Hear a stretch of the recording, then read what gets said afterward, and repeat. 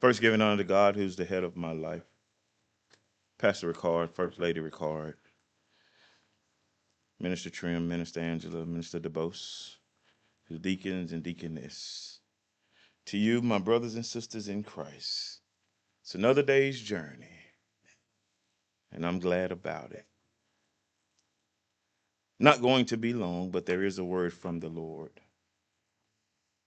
Thank everyone for coming out today. You could have been anywhere in the world, but you decided to be here with us, and we're welcomed. This homecoming, and we did have a topic already, so you're going to stick to the topic if you have your programs. It's going to be Jeremiah 31, verses 8 and verses 9. Jeremiah 31, verse 8 and verse 9. While y'all get it together, I just want to again thank the pastor and the first lady, my pastor and first lady, just for who they are. And when you think about homecoming and welcoming home, with them two, you can't get a better welcome. Know if you ever heard of the gift that keep on giving? They have the welcome that keeps on welcoming. That no matter what you're going through in life, no matter where you are in life, no matter where you are spiritually, they accept you and treat you the same. It's been times in my life where I wasn't where I should be in Christ. Folks wrote me off, didn't accept me, and counted me as one of them people. But when you come here, no matter where you are, you're one of them. And I'm thankful that I'm able to have the opportunity to speak at this welcoming service because we can only honor such welcoming people. Yes. When God appoints someone and anoints someone, they have something special, and welcoming is something that they have. Jeremiah 31, 8 and 9 is going to be the New International Version. See, I bring them from the land of the north and gather them from the ends of the earth. Among them will be the blind and the lame, expected mothers, and women in labor. A great throng will return. They will come with weeping. They will pray as I bring them back. Will lead them beside the streams of water on the level path, whether they will not stumble. Because I am Israel's father and Abraham's my first son.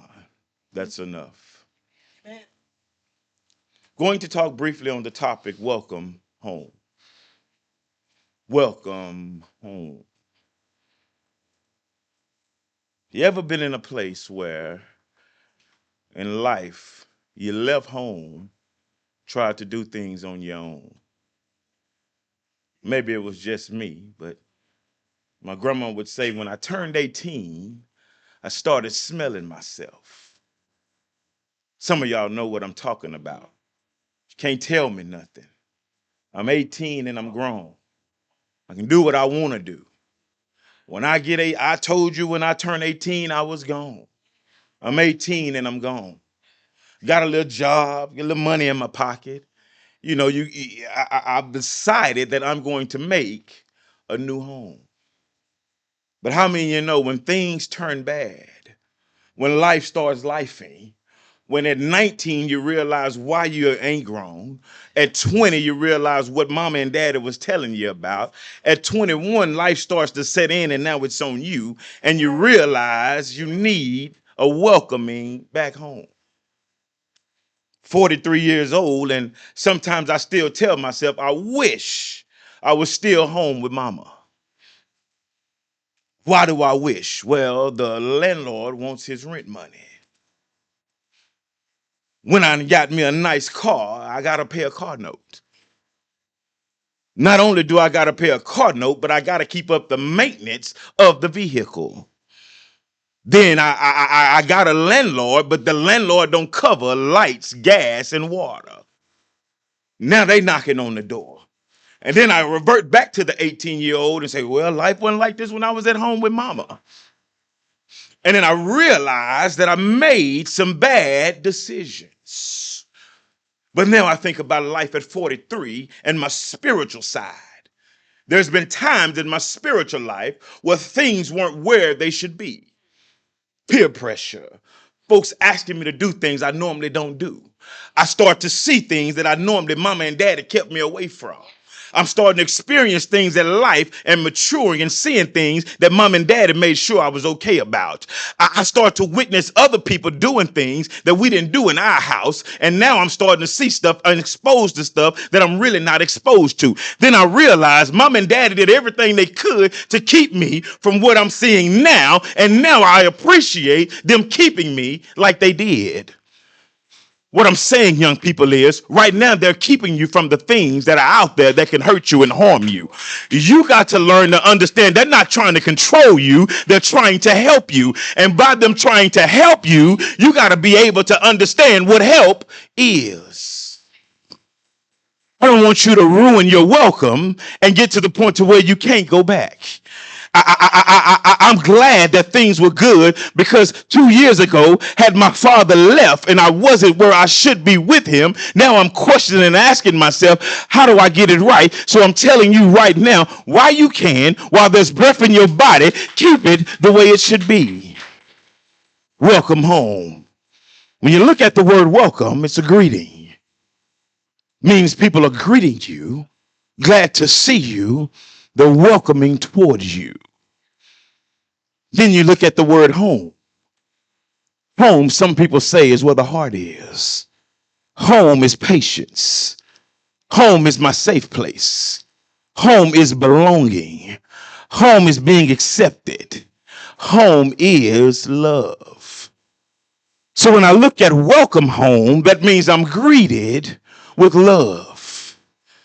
Now I revert back to my spiritual side, and I have to ask myself, when folks do wrong, when folks do what they do, am I welcoming home? You ain't catch it. Church, are we welcoming people in the state that they're in, at the time that they're in, at the place that they're in? Are we welcoming them home? Are we writing them off?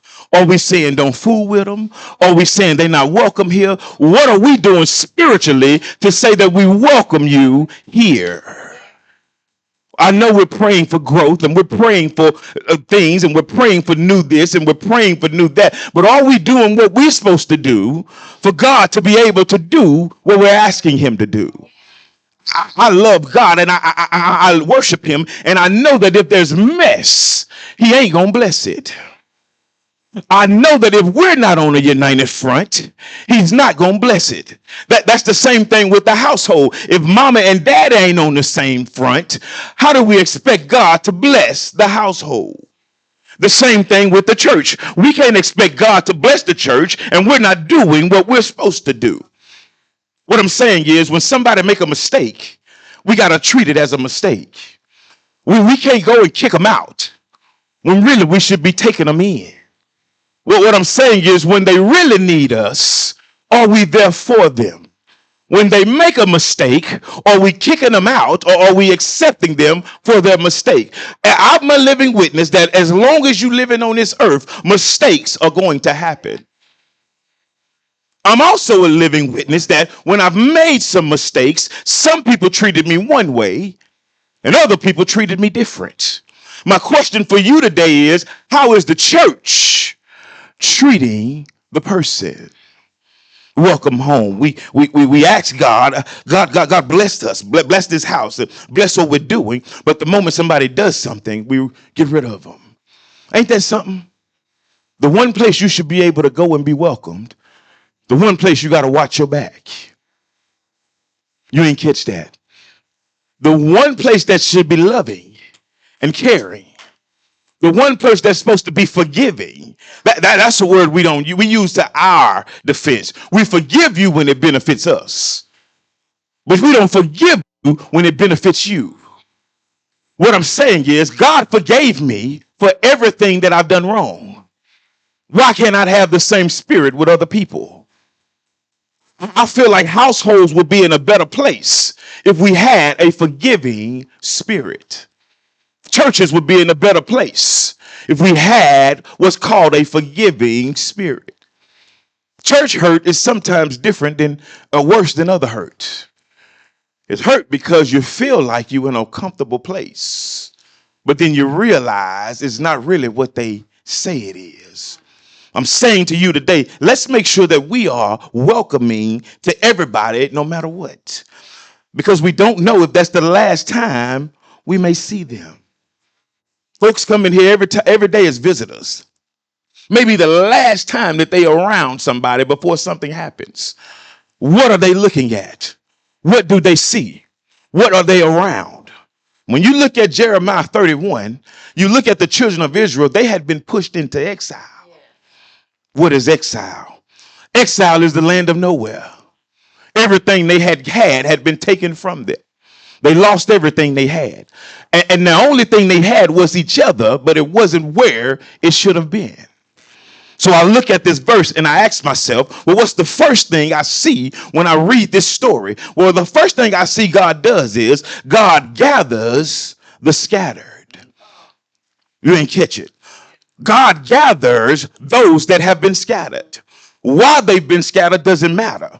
And that's where we come into fact. We worried about why they out there. It don't matter why they out there. What matters is that we bring them back where they should be.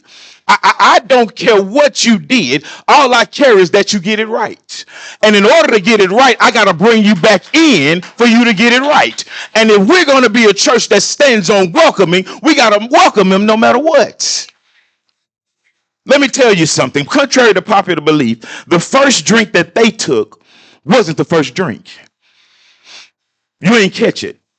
I roll your mind back when you were their age. How we tend to forget. What were the things that we did? I can speak to you and I can tell you what I've been through, but sometimes you got to go in there and experience it for you to be able to realize what's going on. But I can't treat you bad when you make a mistake, because I made mistakes myself. And if God hadn't have been the God that he was, I wouldn't have been able to make it from my mistakes. If he has to reach way down, he'll pick you up. So that means if he had to reach down, I was down there. And the fact that I was down there, I did something I shouldn't have done. But he's so forgiving, he reached down and picked me up. So why, as a church, when somebody's down there, we don't reach down, pick them up? We got to learn to look for those that are scattered. Everybody in here ain't where they supposed to be.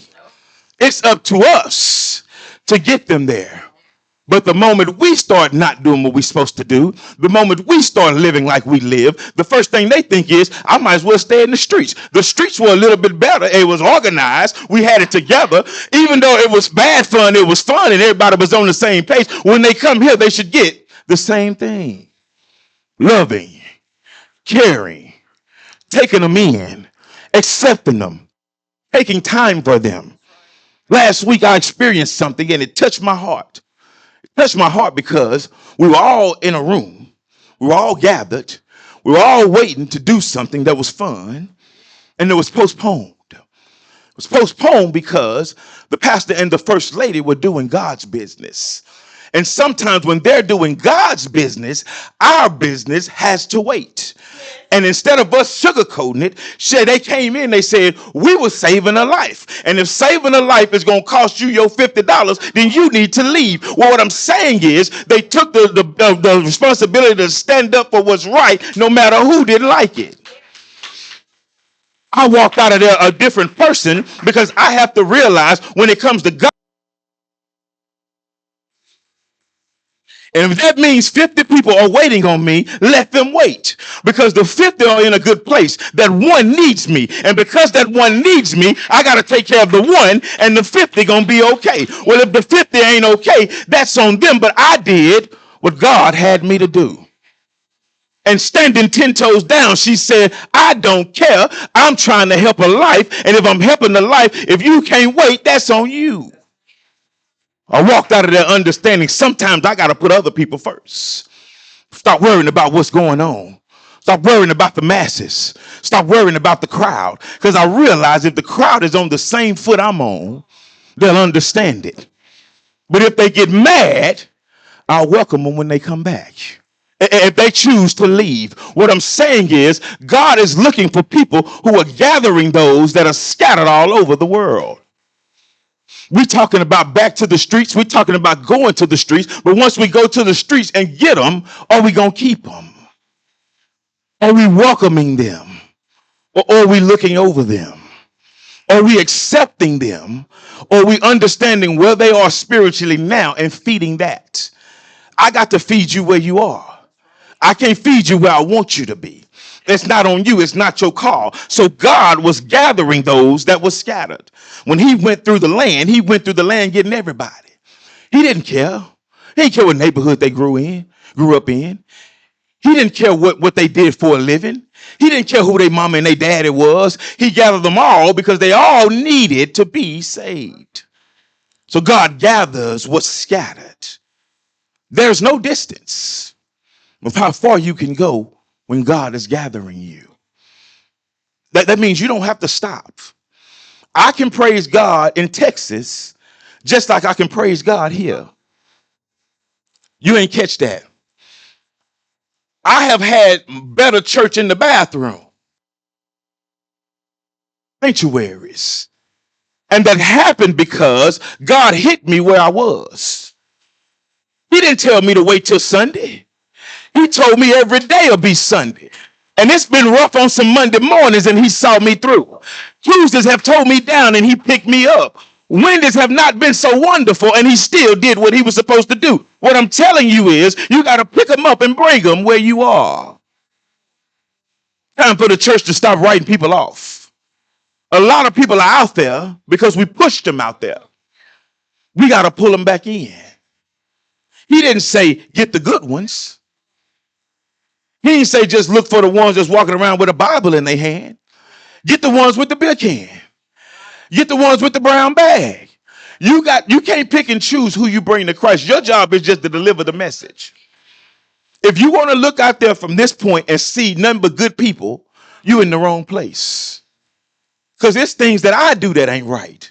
So I can't judge nobody else because I got my own problems. And I ain't at the point to where I can kick nobody out. My job is to bring them in. The same thing with your kids. They're going to make mistakes. And we hear it all the time. It's my house. You do it my way. Your way may not always be right. With that being said, you can't run the church like you run your house. You ain't catch that. You can't say stuff in church that you say at home. You can't judge other folks' kids like you judge your own. You can't do things that this is not your house. This is God's house. And God's house is decent and in order. And if you want to be a part of God's house, you got to do things the right way. I ain't got no place telling you how to run your kids. I got my own. God gave them to me. I ain't got no place telling you, well, they can't come in here like that. You need to do it a certain way. My job is to do what God told me to do and respect his house and let the leaders lead. My job is to follow. And a lot of times we lose good people because of our politics. You ain't catch it. It's some good people that have left because we want to run the church like we run our house. It don't work that way. This is God's house. He appointed who he wants to lead it. My job is to follow. I can't go back and set rules after they already set rules. And stop pulling folks to the side trying to tell them about their kids. Worry about your own. Excuse my French. I'm sorry. I probably shouldn't have went there. You can't run your house and my house. Your job is to run your house. My job is to run my house. And it's God's job to run us all. So just because I don't do something in my house may be acceptable in your house. My job ain't to call it out. Let people do what they're supposed to do. God gathers what's scattered. That means he's looking for those who other folks ain't looking for. I got some Bible readers in here. 9 times out of 10, if God used you, you were doing something wrong before he brought you to something right.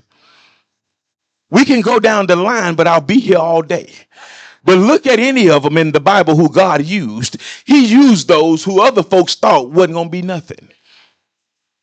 So the same ones that's telling you you ain't going to be nothing, young people, remember you got a life to live. You're going to make mistakes on the way. They made mistakes.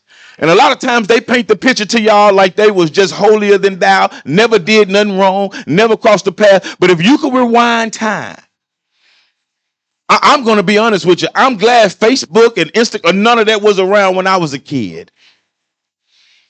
But because y'all are in the limelight, folks are trying to get you. They're recording you, and folks can see what you're doing. That don't mean you stop coming to church. You can't hide behind a mistake. Come here, fix it, and get it right. Because God can use you before he can use anybody else. Because you have a testimony. And God likes to use people with testimonies. Why? Because now your testimony can help somebody else. Be a living testimony. The second point I see is God welcomes the weak. It says among them will be blind and lame, expectant mothers of women in mothers and women in labor. The great throne will return. God uses the weak. He welcomes you. So when folks tell you you can't go back because of what you did, that's a lie. That's not the truth. When you out there and they say you can't go back to your mama house, you left wrong, you can go back. I guarantee you they've been praying every day for you to come back home. But the world's going to tell you different because they want to keep you out there.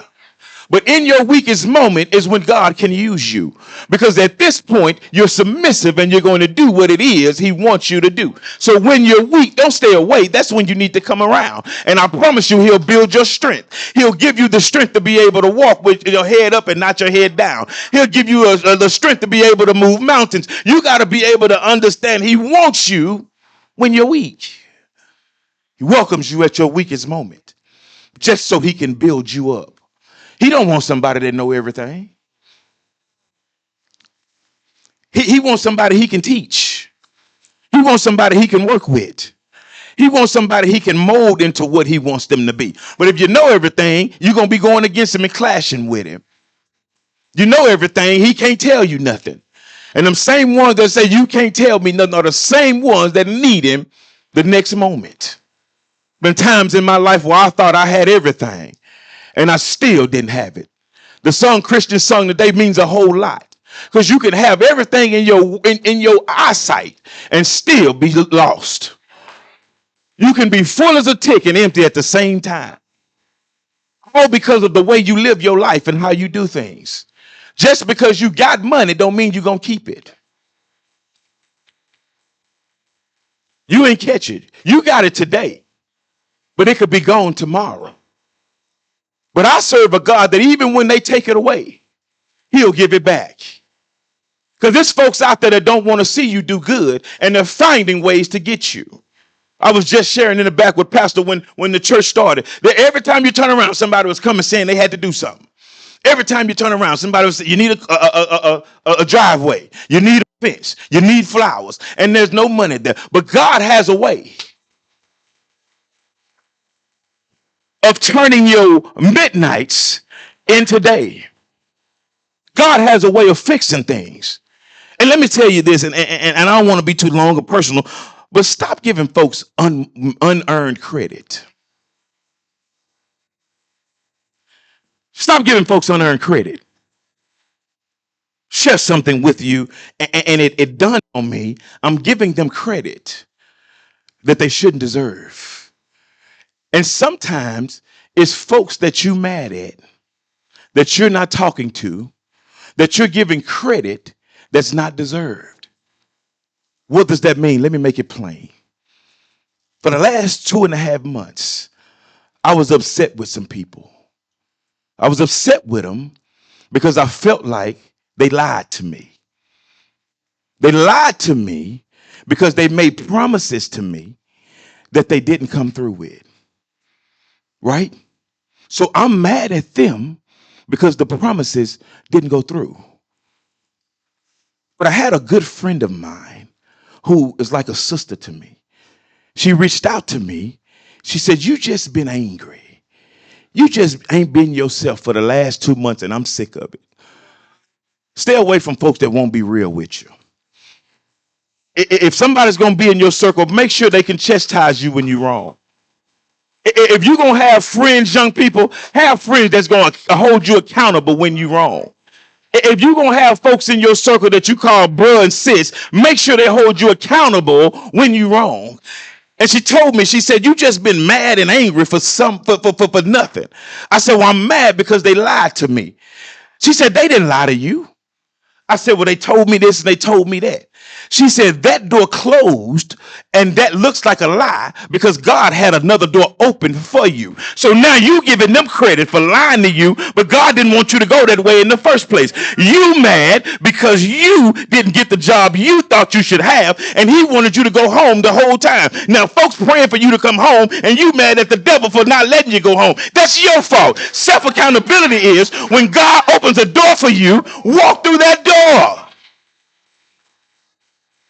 It's some folks you done cut off in your life because they told you no when it was really God closing the door. That's what I mean by giving them credit. You're giving them credit for something they didn't do. You're mad at them for something they really didn't do. They may have lied to you. They may have set you up, but they only set you up because God wanted you to go another way. And I'm mad at them because they lied to me. And the whole time the church is praying for me to go the way God wants me to go. So God is answering 30 people's prayers and shutting mine down. You don't hear me now. God will answer other people's prayers on you and shut your prayer down. Walking around with your chest poked out. Mad. I ain't talking to Pastor Ricard no more. He lied to me. I ain't going there no more. They lied to me. I'm finna leave this job. They lied to me. If they didn't lie, God said you ain't going that way. And when they shut the door shut because he already had another door open for you. And here you are trying to go left and the right that's been waiting on you for the longest. Now you just spent a year and a half in a place you shouldn't have went when you should have went when I told you to go a year and a half ago. But because you didn't listen, I'm still going to be good to you. I'm still going to bless you. You still going to get all the money you need. You're going to get everything you want. But at the end of the door, I'm going to shut it. And this time it won't open. You walking around mad at folks and ain't talking to them. When that whole time it's on you. God has delivered you from where it is you're supposed to go. Here I am. My family's in Lufkin and I'm in Beaumont. Chasing a dollar. When I should have been in Shreveport a year and a half ago. But then I got a first lady, Pastor that even though you made the wrong mistake, we still don't support you because we know at the end of the day, God is going to do something for you. And it took a friend of mine to get me to realize, stop giving them folks credit. Same thing with your family. Stop giving them credit. They may have hurt your heart, but it was God exposing you to something that you probably wouldn't have saw. You walking around mad and ain't talking to them. If it was that bad, he would have stopped blessing you. But the fact that you mad at them and you still waking up every day getting the gifts that he has for you and the things that he has for you, you better let that stuff go. He welcomes the weak. And when he's welcoming the weak, you got to accept it. And it takes real people to get you to see when you're wrong. And some folks will let you keep going wrong. Won't even stop and correct you. But it took her telling me, you mad at the wrong person. If you want mad at after you get mad at God, be mad at your mama. Why? Because she was praying you go the other way too. So what I'm saying is you're upset with people for the wrong reason. God is still blessing you. God is still doing things in your life. Young people, quit getting mad at your parents when they tell you what's right. Quit getting upset. Quit slamming the door. Quit walking out. Quit getting on that phone texting this woman getting on my nerves with all them emojis. When all 1,000 emojis. My daughter sent me, it'd be 50 pictures. I don't know what that is. Now I have to pick up. What is you saying? But they got it figured out. But young people, what I'm saying is you have to be able to accept the good with the bad. And I've learned something. If they don't love you, they let you live the way you want to live. You ain't catch it. Yeah, yeah, hey, yeah, like y'all do this. Clock this T. If they don't love you, they let you live the way that you want to live. But for me and my house, we gonna serve the Lord. Because contrary to popular belief, that same cell phone you send the emojis on, you ain't paying the bill. That same ugly shirt you don't want to wear, you didn't buy. Them same mama that's old-fashioned clothes that she bringing home, you ain't buying them. Because I've learned when I was with them, I wanted to be fresh. Now I'm on my own. I'm gonna make what I got look good. You ain't catch it. Boy, you show up today and straight off the clearance rack. Because you learn as you go. And when you're weak, God makes you strong. You figure things out. So when they're telling you this, they're telling you because they're right. They've been through what you're going through. They can help you in situations that you need to get through. And when they tell you no, sometimes that's right. No means no. The same party you want to go to and they tell you don't go to, when they were your age, they probably went to that party and something bad happened. So now they're cautious about where you can go. That same person that you want to hang out with, well, they hung out with their mama. So they know how they gonna act. You just accept it and move on. And contrary to popular belief, everything ain't gonna go your way. God is gonna shut some stuff down and close some doors and move some people out of your life. Everybody ain't meant to go with you. They your friend today because y'all in school. But as soon as you like the boy they like, they ain't your friend no more. And the first thing you want to do is run to mama. Oh, they did me wrong. And she's standing like, I told you. But because she loves you, she lets you cry on her shoulder. That same shoulder that you pushing off. At some point, God gonna make sure it's the same shoulder you cry on. Because there's things in life that they've been through and they can help you through. But when you start to smell yourself, you don't see it. And they're so loving and caring, they're just sitting back waiting. And the moment it happens, they don't push you off. They don't say, oh, you slammed the door yesterday. They bring you in because they want you to learn. And this is what God is saying. I'm going to take care of you when you're weak so that when you're strong, you'll praise my name. That relationship that we didn't have, now we're going to have. Now you're going to look at me differently and know that I care about you even though you turned your back on me. The same thing with your family. Even though you turned your back, they're going to welcome you in. Church, we got to be the same way. When folks turn their back on us, don't write them off. If they hold in a spot or a position and they don't act right, don't fire them. Teach and train them. Develop them. Because God is going to show them at some point what they did was wrong. But if we kick them out, we lose them. And the streets is ready for them. They ready.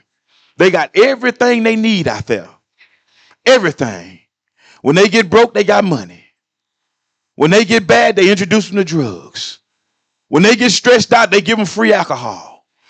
But it's our job when they're in that state to deal with them. Trust them. Because at some point I trust God. And if I know he changed me, he's going to do the same thing for them. The third thing happens is God leads with love. He says they come with weeping. They will pray, and as I bring them back, I will lead them beside streams of water on the level path where they will not stumble, because I am Israel's father. That's how we have to be as a church. When folks come to us wavery, we got to make the ground level. What I'm saying is we can't come back. Oh, I'm sorry that you experienced what you experienced. But here's the scripture to help you with that.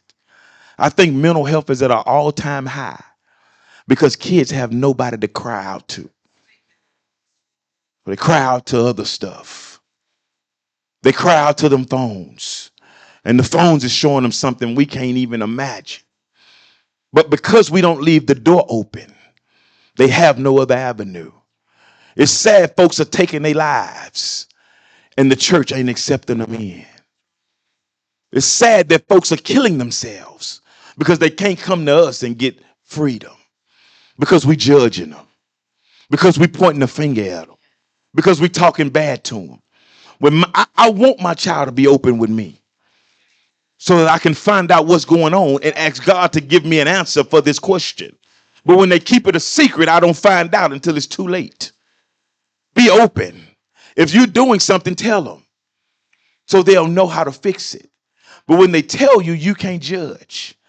What I do is when they tell me, I pray, God, how do I fix this situation? I ain't never seen this one before, Lord. What you want me to do? And I guarantee you, once he start moving, the ground starts to shake. Things start happening. People start acting right. That same no good person they called him, he becomes a stand-up citizen. Those same bad choices they made, they start to make good choices. All because you put it in the hands of the man who can fix it. Don't try to fix it yourself. Don't try to write them off. Don't try to kick them out. Learn how to adjust with them. And you adjust by putting God in the mix because he'll take care of them, but you got to lead with love. God ain't never led me somewhere and he didn't show me where I was going. He ain't never lead my path and led me down the wrong direction. And the one thing he didn't do is ever judge me. When I get on my knees and pray, he don't call me back and say, I told you, you was wrong. He starts to fix things. And when you pray about a situation, and when you leave it to God in prayer, and when you get down on your knees and you tell him what you really feel, he starts to work. Just like I told you earlier, when you pray, doors start to close, but other doors start to open. When you get down on your knees and pray, those things that you thought was wrong, he turns them around. When you get down and you give it to him, he starts working at that moment. Because here's the deal, and this is what I want you young people to understand. You ain't hiding nothing from him. He already know. That's what puzzles me with young people. You think you doing something and getting away with it because you passed it over on me. God already saw it. And I want to share this with you so you know. There's a thing called intuition. Mothers have it. They know what you're doing before you do it because they can feel it. And the moment they come to you, man, them people lying on me. Ain't nobody told me nothing. God shows me. He gives it to the mother. So the same stuff you think you're getting away with, God then already showed them. If you drinking, they know you drinking. If you smoking, they know you smoking. It ain't because you left a cigarette butt on the ground. It's because God has already showed them. If you out there doing things you ain't supposed to do, they know. God gives them intuition. And that's what we have to do here in the church. We have to have that intuition. That when people are doing wrong and they're hurting, we accept them and welcome them home. We should have a sign back here that says, welcome home. That everybody that come through that door feel like they at home. They get comfortable. You know how to kick back, take your shoes off. If you feel like you at home, I think you praise God a little bit different. I'm going to tell you, I've been to visiting churches and I don't shout like I shout when I'm here. All because I'm at home. Same thing when you leave the house. When you come back, it feels a little bit different. When I go to my mama's house, it seems like the air conditioner blow a little bit better.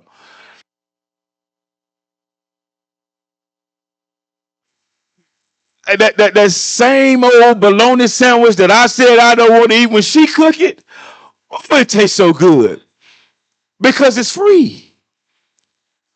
And that's how we should feel about Christ. It's free. Everything we've been through, everything we've experienced, he wipes it clean. When I sit in here, I'm not judged. When I sit in here, I don't worry about what I did yesterday. This is the refueling station. You don't drive to the gas station and say, give me 20 on 6, and then leave the gas station and still need 20 on 6. You're going to go in there and you're going to clown and you want your gas. My question is, when you come here and he fill you up, or when you leave here and you don't feel filled up, why you don't clown? You don't clown because it's your fault. When it's somebody else's fault, it's easier to make a. But if you went in there and you went there to be filled up and you didn't get filled up, it's something you're doing that's stopping the power source from connecting to you. Ask God what it is. Lord, why come I don't get full when I leave here? When you leave here, you should be tired as you can be because you've exalted everything you can to him because of what he's done for you. And when you don't, question that. I come here looking for something. And when I leave, I'm going to make sure I got it. And young people have that same relationship with Christ. When you come in church, come expecting something. Why are you expecting something? Because something's going to be given. That's the expectation you should have.